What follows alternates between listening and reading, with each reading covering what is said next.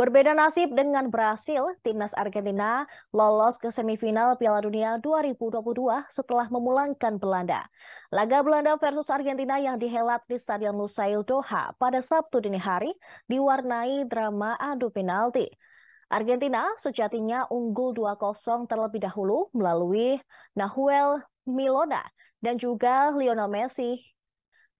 Sementara satu gol itu membuat Messi menorehkan sejarah. Dia bersama dengan Gabriel Batistuta menjadi pesepak bola pria Argentina tertajam di ajang Piala Dunia. Messi dan Batistuta saat ini sudah menorehkan 10 gol sepanjang partisipasinya di kompetisi Piala Dunia.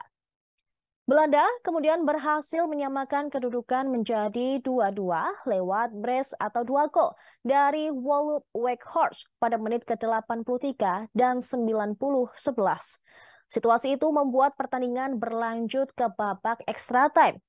Messi memberikan umpan lambung dari situasi bola mati pada menit ke-104. Namun Nicolas Otamendi tak bisa menyambut bola operan Messi.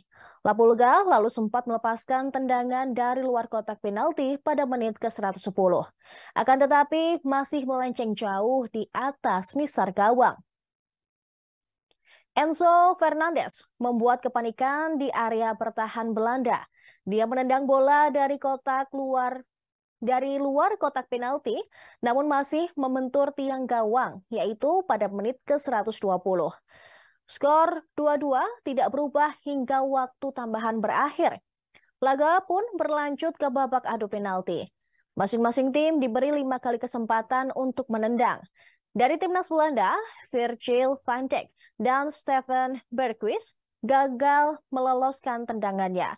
Sementara tendangan dari Ton Koopmeiners, Wout Weghorst, dan Luuk de Jong masuk ke gawang Argentina.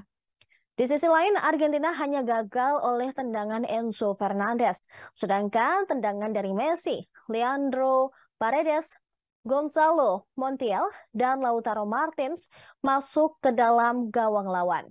Hasilnya, Argentina memenangi adu penalti atas Belanda dengan skor 4-3. Terima kasih sudah nonton. Jangan lupa like, subscribe, dan share ya.